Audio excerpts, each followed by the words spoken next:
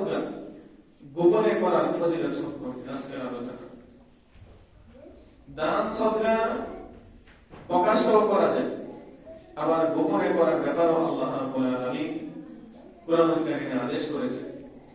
হাদিসে রাসূলুল্লাহ সাল্লাল্লাহু আলাইহি ওয়াসাল্লাম দান সদকা প্রকাশ্যে করার ব্যাপারও বলেছেন, গোপনে দান সদকার ব্যাপারও বলেছেন। তবে গোপনে দান সদকা করার ফজিলত বেশি। প্রকাশ্যও করা যায়, যেমন কোরআনুল কারীমে সূরাতুন নিসা আল্লাহ রাব্বুল আলামিন বলেছেন, ইন তুবদু খায়রান আও তুখফুহু আও তা'ফু আন সুইন ফাইন্নাল্লাহা কানা আফুওয়ান কাদিরা। এই আয়াত থেকে দেখবেন এক কাজ, প্রকাশ্যে গোপনে অবৈধের ব্যাপারে আল্লাহ রাব্বুল আলামিন আলোচনা করেছেন। সূরাতুল বাকারা 271 নম্বর আয়াত এবং সূরাতুল বাকারা 274 নম্বর আয়াতে আল্লাহ রাব্বুল আলামিন গোপনে প্রকাশ্যে দিনে রাতে যারা দান সদকা করে তাদের ব্যাপারে আলোচনা করেছেন। তাহলে বোঝা গেল প্রকাশ্যে দান সদকা করা যায় এবং গোপনেও দান সদকা করা যায়।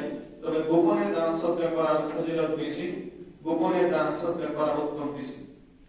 তো গোপনে দান সদকার ফজিলত সম্পর্কে বুখারী শরীফে 50 নম্বর হাদিস হযরত আবু হুরায়রা রাদিয়াল্লাহু তাআলা থেকে বর্ণিত। عن ابي هريره رضي الله تعالى عنه قال كان النبي صلى الله عليه وسلم بارزا يوما للناس فاتاه جبرائيل فقال ما الاحسان قال ان تعبد الله كانك تراه فان لم تكن تراه فانه يراك। বুখারী শরীফের 50 নম্বর হাদিস, লম্বা হাদিস। এখানে লম্বা হাদিস হযরত জিবরাইল আলাইহিস সালাম রাসূলুল্লাহ সাল্লাল্লাহু আলাইহি ওয়াসাল্লামের কাছে আসেন। এই লম্বা হাদিসের আমি শুধু গোপনে দান সদকার ফজিলত সেই বিষয়টা শুধু আলোচনা করলাম, লম্বা হাদিসের পুরো অংশ বললাম না।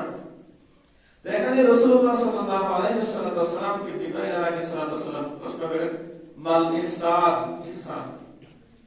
তো ইহসান হচ্ছে ঈমানের সর্বোচ্চ স্তর।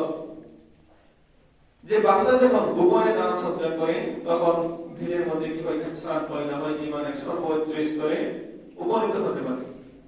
অনেক ইবাদত বন্দেগী আছে যেগুলি গোপনে করার চেয়ে প্রকাশ্যে করার চেয়ে গোপনে করাই কি উত্তম বেশি।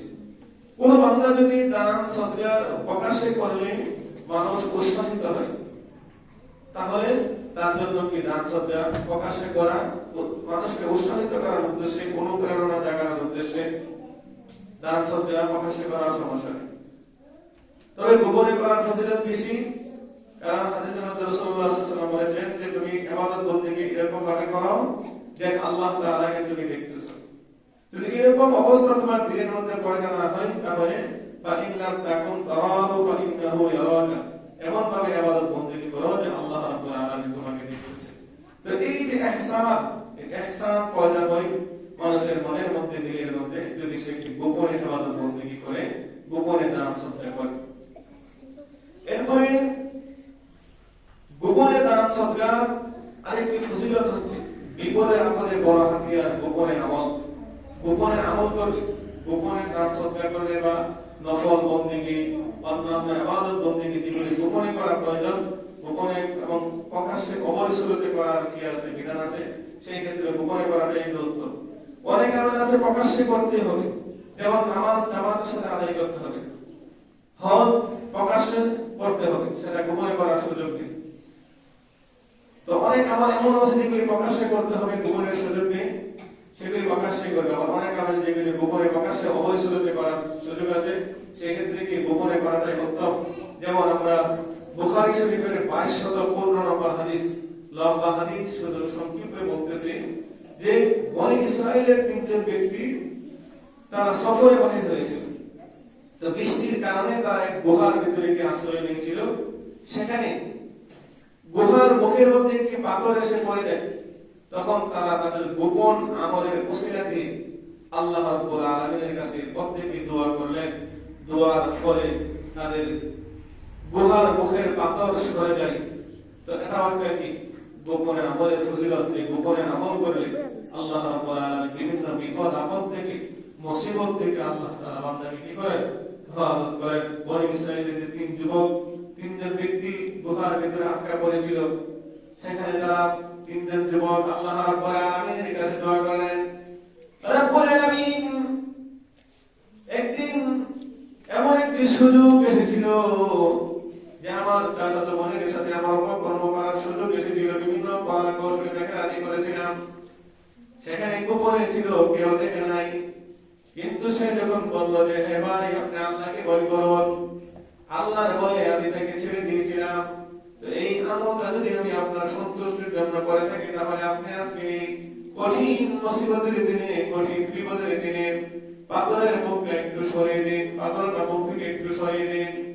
ওই ব্যক্তির দোয়ার বরকতে পাথর মুখ থেকে একটু সরে নাই। আরেকজন ব্যক্তি আমার কাছে দোয়া করবেন, রাব্বুল আলামিন একজন ব্যক্তি আমার কর্মচারী ছিল, সে রাগান্বিত হয়ে তার মাইনা না নিয়ে চলে গেল। আমি তার সেই টাকা দিয়ে ব্যবসা বাণিজ্য করতে লাগলাম, বিশাল ব্যবসা বানিয়েলাম। একদিন সে যখন বিপদে পড়ে আমার কাছে আসলো তার বেতন নেওয়ার জন্য, আমি তাকে বললাম এই সবগুলো তোমার। সে বললো আপনি কি আমার সাথে মশকরি করতেছেন কিনা? তখন আমি বললাম যে না ভাই, এগুলি আসলে তোমার এই ঘটনা।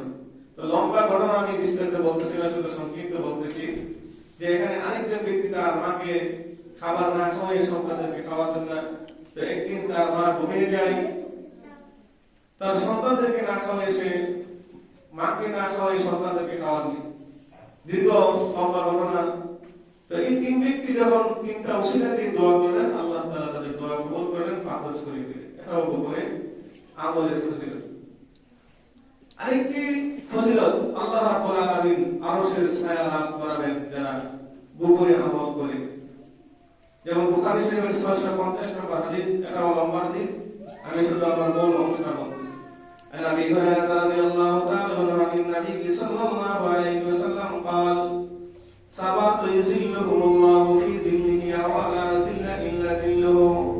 حضرت আবু হুরায়রা রাদিয়াল্লাহু তাআলা বলেন, আল্লাহর নবী বিশ্বনবী রাহমাতুল্লাহ আলাইহি বলেছেন, হাসরের ময়দানে যেদিন আরশের ছায়া ছাড়া অন্য কোনো ছায়া থাকবে না, এই আরশের ছায়ার নিচে 7 শ্রেণীর লোককে আল্লাহ রাব্বুল আলামিন জায়গা দিবেন।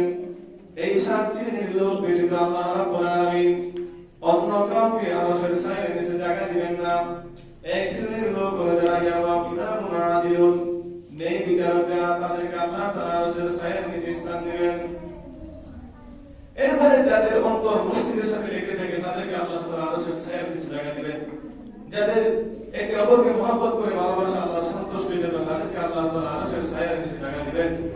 তো এইভাবে পঞ্চম, ষষ্ঠ, সপ্তম হচ্ছে যারা কি যুবক বয়সে আল্লাহর ভয়ে ইবাদত বন্দেগী করে, যারা গোপনে আল্লাহ তাআলাকে স্মরণ করে চোখের পানি ফেলায়, তাদেরকে আরশের নিচে আল্লাহ রাব্বুল আলামিন ছায়া দিবেন। এবার হাদিসের মধ্যে বলেন রাসূল, ওয়ালা রাজুলুন তারাকাতহু ইমরাতুন যাতা মানসাবিন ওয়া জামালিন ফাকালা ইন্নী আখাফুল্লাহ। গোপনে যে ব্যক্তিকে কোনো নারী আহ্বান করে তার কামনা বাসনা পূরণের জন্য, কিন্তু সে বলে ফাকালা ইন্নী আখাফুল্লাহ, আমি আল্লাহকে ভয় করি, সে গুনাহ থেকে বেঁচে থাকে গোপনে। ওয়া রাজুলুন তাসাদ্দাকা আখফা হাত্তা লা তা'লামা শিমালুহু মা তুনফিকু ইয়ামিনুহু। আল্লাহর নবী বলেন, যে ব্যক্তি ডান হাতে দান করে তার বাম হাত জানে না, তো এখানেও কি গোপনে দানের ব্যাপার বলা হয়েছে, গোপনে ইবাদতের কথা বলা হয়েছে। যে ব্যক্তি ডান হাত দান করে বাম হাত জানে না, তো গোপনে দান করলে আরশের ছায়ার নিচে কিভাবে স্থান পাবে। এরপর বলেন, ওয়ারাজুলুন যাকারাল্লাহু খালিয়ান ফাকাদাত আইনাহু, যে ব্যক্তি নির্জনে নিভৃতে আল্লাহ তাআলাকে স্মরণ করে চোখের পানি ফেলায়, ওই ব্যক্তি আরশের ছায়ার নিচে স্থান পাবে। তাহলে গোপনে দান সদকা করা, গোপনে ইবাদত বন্দেগী নফল যেগুলি সেগুলি করা বেশি বেশি করে। অনেক বিধবা মানুষ আছে যাদের স্বামীরা তিন বাচ্চা নিয়ে কষ্টের দিন যাপন করে, তাদেরকে গোপনে সহযোগিতা করা। অনেক আছে আর্থিকভাবে খুবই অসচ্ছল, মানুষের সম্মুখে দেয় না, তাদেরকে কি করা, গোপনে আর্থিকভাবে সহযোগিতা করা। এইগুলি আমাদের করা উচিত। আল্লাহ তাআলা আমাদের গোপনে বেশি বেশি করে দান সদকা করা, গোপনে বেশি বেশি আমল করার তৌফিক দান করুন। আল্লাহ রাব্বুল আলামিন